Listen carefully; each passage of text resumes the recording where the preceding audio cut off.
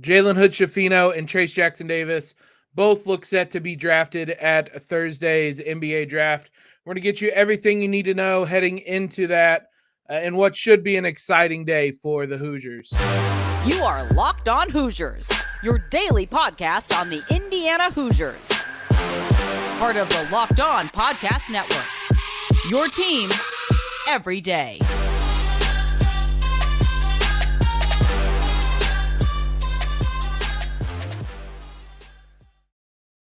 Happy Wednesday, everybody. You are Locked On Hoosiers, the one and only daily IU podcast. We are part of the Locked On Network, your team every day. We're free and available anywhere you get podcasts, including over on YouTube. Thanks, guys, for always making us your first to listen every single day. I'm your host, as always, Jacob Rude. Today's episode is brought to you by Bird Dogs. Go to birddogs.com/lockedoncollege. They'll throw in a free custom Bird Dogs Yeti-style tumbler with every order. NBA draft is tomorrow night. Trayce Jackson-Davis, Jalen Hood-Schifino, both will be drafted, potentially both in the first round. But let's get you everything you need to know heading into that draft. So it'll be at 8 p.m. Eastern tomorrow night, 2023 NBA draft. Takes place in Brooklyn. It'll be on ESPN and ABC. They have different kind of sets of analysts for each. Generally, one of them is more kind of an entertainment one, and one of them is more of a knowledge-based one, to be quite frank. So you can pick and choose whichever one you want, but you'll have two options to watch this draft. TJD, JHS are going to be the 78th and 79th draft picks for the Hoosiers. Mike Woodson, some other members of the staff are going to be there, expected to be at the draft on Thursday, which is notable. I mean, there's a lot of recruiting going on, but Woodson and others will be at the draft. Jalen Hood-Schifino is invited to the green room. It's still called the green room. It's a little different now. It used to be a room off to the side that was literally a green room. They would sit and wait and bring them on stage. Now they put them in front of the stage. They have a table. That's where I assume Mike Woodson's going to be at the table with Jalen Hood-Schifino, and they walk up to the stage and get interviewed right after that. So Mike Woodson will be there. Trayce, it sounds like, hosting a private party. Some IU staff will be there at that as well. When it comes to pre-draft workouts, it's really interesting because you have two kind of different approaches here. Jalen Hood-Schifino, I was surprised. It's been relatively quiet in terms of kind of the buzz about him. It's kind of double-fold. Everything that you read is that there's a lot of buzz behind the scenes about him, and he's going up draft boards, which we're going to look at some mock drafts here in a bit. But publicly, he was basically not announced for any draft workouts, which is odd, I guess, a little bit.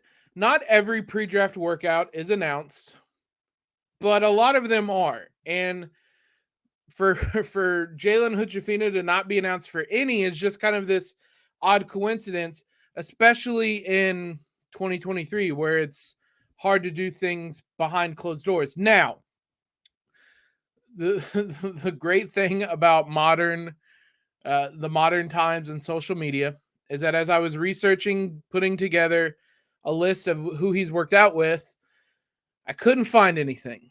So I tweeted that it was odd that he hadn't been announced to working out for teams. His uncle, who is on Twitter, replied to me and said that he has worked out for Toronto, Utah, Detroit, and Washington. All of those make sense. They are all high in the first round / lottery picks, basically. Washington's number 8, Utah 9, Toronto is 13, Detroit is number 5, and that's also interesting. We'll talk about that when we get to mock drafts, but sounds like Detroit really likes Jalen Hood-Schifino. So those 4 places, if we are to take his uncle at his word, which there's no reason not to, he's worked out for those 4 places. There could be others. That may be it, but by the sound of things, the pre-draft workouts have gone well. When it comes to Trayce, he's been at a number of places: Boston, Charlotte Hornets, Golden State Warriors, Indiana Pacers, LA Clippers, Portland Trailblazers, Sacramento Kings, Utah Jazz. And again, not every pre-draft workout gets announced. So there could have been other places as well, but that alone is 8 of the 30 teams. Not everybody has a first-round draft pick, but he's not projected to be necessarily a first-round draft pick. So a lot of teams and a lot of positions select or working him out. Indiana has a number of picks late in the first round, early in the second round. They have 3 picks between 26 and 32, which is right squarely in the range that Trayce Jackson-Davis is in. Golden State would have to move up, I believe. I don't think that they have a pick really anywhere close, but they did bring him in, and I think that would be a great fit. Sacramento has the 24th and 38th picks. So you can see the range. The Clippers are at 30. The Blazers are another team that would probably have to trade up. They're at 43, which feels pretty far on the back end. They're also at 23, so it feels like they're on the outside of kind of the range. It would be pretty early or pretty late if Trayce was taken with either Portland pick. And then Utah is at number 28, so they are squarely in that range. So that gives you a sense just from those teams announced what Trayce's range is, kind of mid to late 20s. Golden State does have the 19th pick, and unless they trade back, I would be surprised if Trayce goes that early, but that's a good indication of the range. Jalen Hood-Schifino is seen. It'd be surprising if he fell out of the lottery at this point, which is a top 14 pick. And then Trayce Jackson-Davis is kind of that late first, early second range. And there's a non-zero chance that the Hoosiers walk out of Thursday with 2 first-round picks, which is big. I mean, I know it ultimately doesn't really matter. They're going to have 2 guys in the NBA, but just kind of being able to just simply say, we had 2 first-round picks in the 2023 draft, to go to recruits, to go to whoever it may be and say that matters in that regard. You can still say we had 2 guys taken in the NBA draft, but 2 first-round picks just sounds better. So we'll see. It'll be close. It'll be interesting if Trayce is one, but Jalen Hood-Schifino is pretty much locked in. And where might they go? We're going to take a look at some mock drafts, some of the predominant ones, the ones I rely on the most, and see where they are projecting Jalen and Trayce to go. Before we do any of that, let's talk about today's sponsor, Bird Dogs. You guys know how much we love Bird Dogs around here. They make you look good. Their stretch khaki shorts are designed to fit slimmer through the thigh and leg, giving you a truly sculpted look. Bird Dog shorts do the exact same thing as Lululemon, but fit way better. They fit way better because regular shorts are made of restricting cotton, but Bird Dogs fix the issue by inventing cloud knit fabric that looks just like khakis, but stretches so you get a way slimmer fit without having to sacrifice movement. Bird Dogs uses anti-stink, sweat-wicking fabric that keeps you cool and dry all day long. And the best thing that they don't ever mention is how incredible the names are that they have for their products. So go to birddogs.com/lockedoncollege for a free Yeti-style tumbler with your order. That's birddogs.com/lockedoncollege for a free Yeti-style tumbler. You won't want to take your Bird Dogs off, we promise. Big thanks to you guys for making us your first listen every single day. Every day is Friday on the show. We'll do a little bit of a recap of the NBA draft, see if anyone signs as an undrafted free agent with summer league teams, whether Miller Kopp, Race Thompson, whatever that may be. We're going to save kind of more analysis for next week because I have a guest coming on that you everydayers will probably remember to talk about where Jalen and Trayce end up at. So be sure you guys are subscribed. Also, don't miss Locked On NBA Draft Live on Thursday. Pick-by-pick analysis from our stable of local NBA hosts, national reaction from our NBA Big Board hosts, and live check-ins from inside the NBA Draft. Locked On NBA Draft Live, starting at 7:30 p.m. Eastern on the Locked On NBA YouTube page.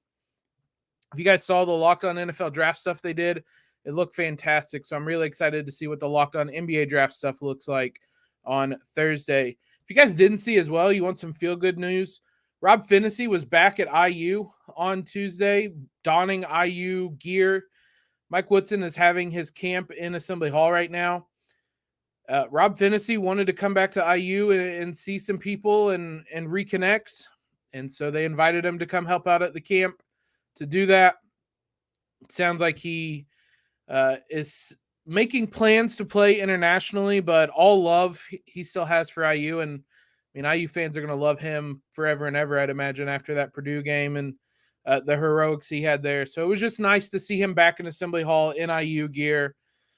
It was a fun sight. So go look that up on Twitter if you guys didn't see that on Tuesday. Let's look at some mock drafts and some interesting notes coming out as we go. Things kind of developed fast, so I tried to wait as long as I could to do this, but things could have changed by the time we're podcasting, most notably because it sounds like the Detroit Pistons really like Jalen Hood-Schifino. The problem is that they draft number 5, and that's too high for Jalen Hood-Schifino. And they're discussing trading down to get Jalen Hood-Schifino. According to Jonathan Gavoni of Draft Express, he said, should Detroit trade down, Jalen Hood-Schifino has come up as a prospect the front office is high on. So it would be interesting to see if you see that Detroit has traded down. Jalen might be going to Detroit this upcoming season. Instead, though, because they're not projecting any trades, Gavoni projects Jalen Hood-Schifino to go to Toronto at number 13. There would be room there to play, most likely. Fred VanVleet is a free agent. It's unclear if he's going to come back or not. He theoretically could team up with OG Anunoby, but OG very much might be traded this summer as well. So there would be playing time for Toronto if he were to go there. I like the fit. I think it would make sense. And there wouldn't be quite as much pressure on him to win right away or anything like that. When it comes to Trayce Jackson-Davis, Draft Express has him going 34th to Charlotte. I would be surprised. Charlotte has a number of big men, but that range is about right. 33, the Spurs, he could play with Wemby. 35, the Celtics, who we just mentioned he worked out for. So you kind of see that range, but I wouldn't hate it. The Hornets have a fun pick and roll player in LaMelo Ball that could throw lobs to Trayce, but I would just worry about how much playing time he would regularly get there, and that, I think, is the biggest concern right now. The Athletic did a mock draft with every person that covers the respective teams. It was only the first round, but it was as high as I've seen Jalen Hood-Schifino projected. Number 10 to the Dallas Mavericks.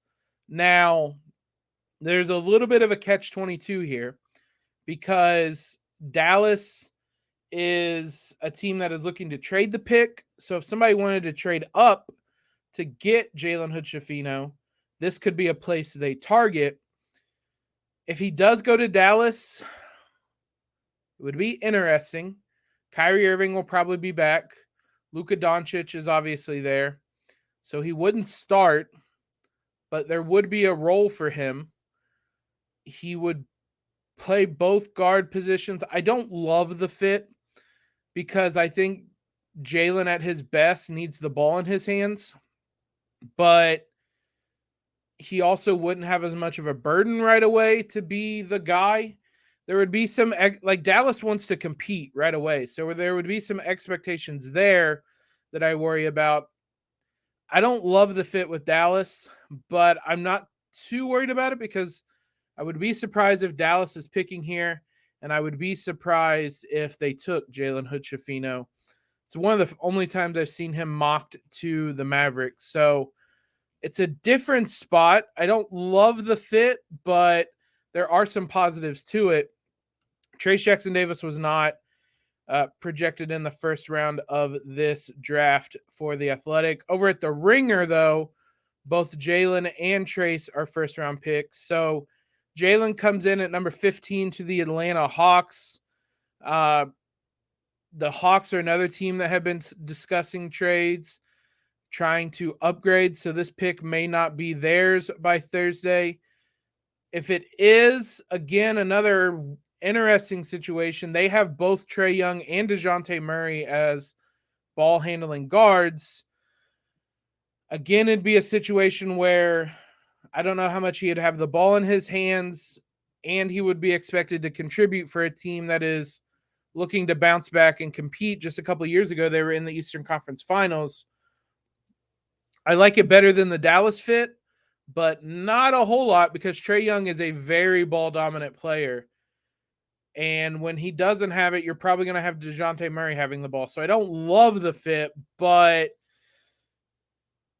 again, it's kind of this trade-off of he doesn't have nearly as much playmaking burden, but I think he needs the ball to be successful or at his best in the NBA. Trayce Jackson-Davis went number 30 in this mock draft to the Clippers. He would be a backup center there. I don't hate the fit. I actually kind of like it. Mason Plumlee was there last season. Trayce would take his spot. The Clippers are always trying to compete. I think Trayce could step in and play winning basketball right away. So I like him going to a contender because I want him to play at that level, and I think he can. He probably isn't going to start all that much, but he would get playing time as a backup center with the Clippers. Let's look at Bleacher Report to wrap this up. I gave Bird Dogs a lot of free promo there. I forgot to change the overlay for those watching on YouTube. Let's wrap this up over on Bleacher Report. Number 14, New Orleans Pelicans, considering taking Jalen Hood-Schifino. I say considering because in the this is from Jonathan Wasserman, who is really good there. It says Hood-Schifino is earning consideration as high as number 9 from the Jazz. We're hearing there's been a significant buildup of buzz on him during the workout season, to the point where rival agents don't anticipate him being on the board outside the lottery. The lottery ends at number 14, so will be interesting to see if he gets to 14, how high he goes, things like that.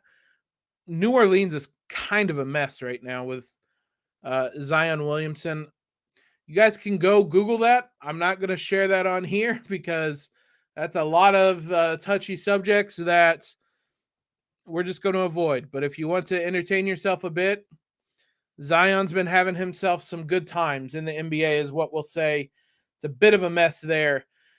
Jalen Hood-Schifino could come in and get minutes, but I'm not really sure what to expect with New Orleans right now until they figure some things out. I don't hate the fit, and New Orleans has developed some guys of late, so there's some interest there, but I don't know how I feel about the situation right now because there's a lot of noise coming out of New Orleans. Trayce, meanwhile, would go to the Kings at 38. I think Domantas Sabonis is actually a player that is a pretty fair comparison to Trayce. And so coming in and playing under him or behind him is good. I think he would again be the backup center.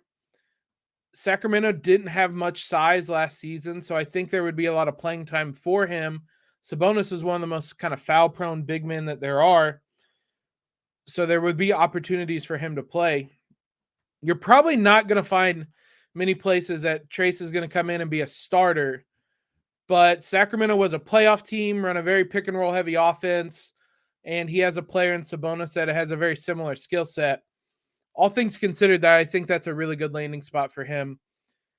Again, right in the middle of that draft range. Seems like 25 to 40, 42, 43, somewhere around there is the range we're looking at. So at 38, that falls right in there. So only one place is really predicting Trayce to be a first-round pick.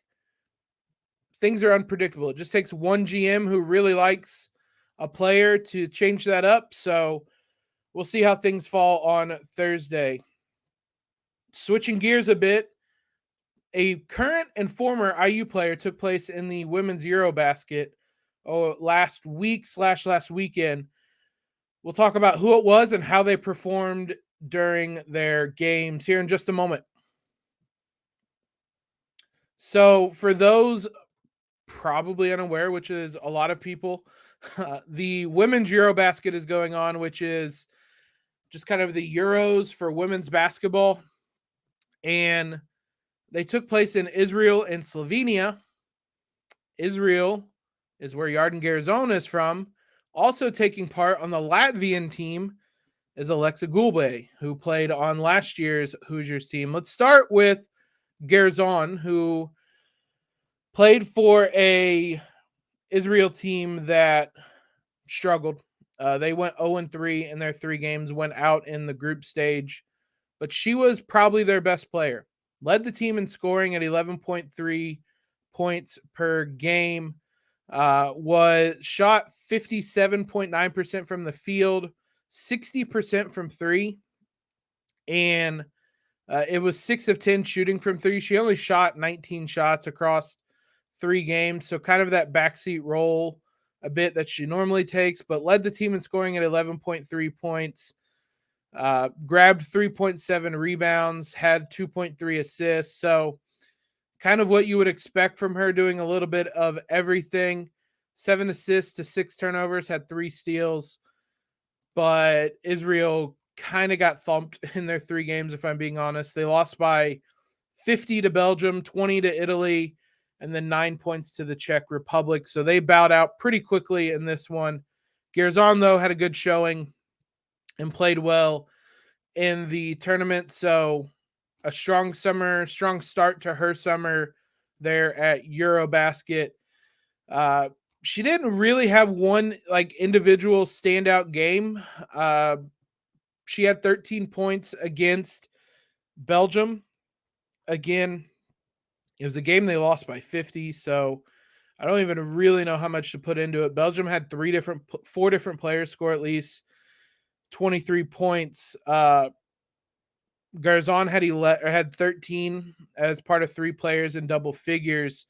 So that was kind of a destruction. It's hard to really look at any of these stats and blowouts and take a lot away from them. Similar in the Italy game. She had 15 points on 6 of 9 shooting, 3 or 4 from 3.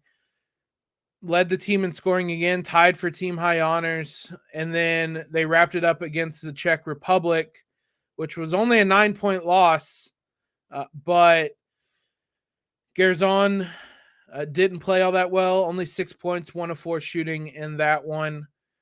So not a ton to take away from it in terms of kind of individual games.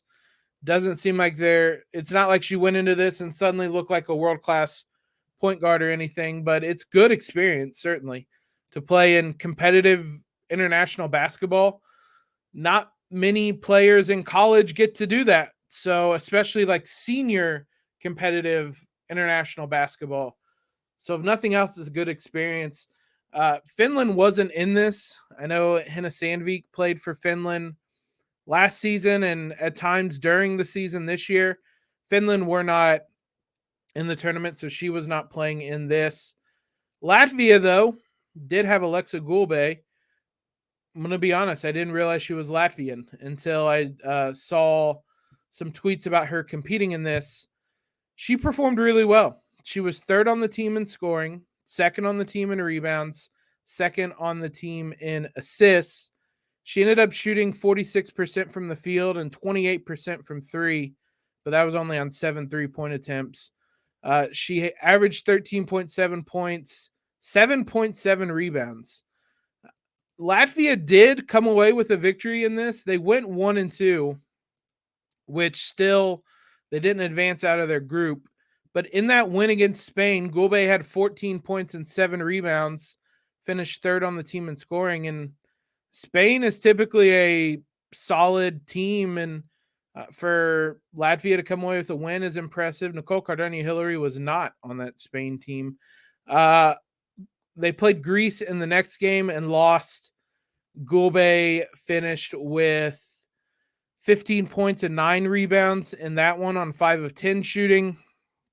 And then they wrapped up their EuroBasket run in their final game against Montenegro. They lost by 3.